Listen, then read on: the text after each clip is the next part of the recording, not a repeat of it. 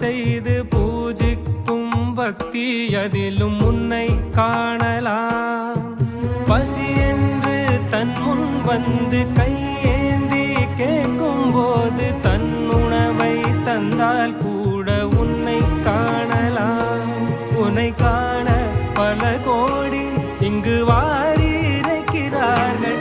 எளிதாக உன்னை சேர இங்கு யாரு நினைக்கிறார்கள்? அலங்காரம் அதில் நீ இல்லை, அகங்கார மனதில் இல்லை. துளி கள்ளம் கபடம் கலந்திடாத அன்பில் இருக்கிறாய்.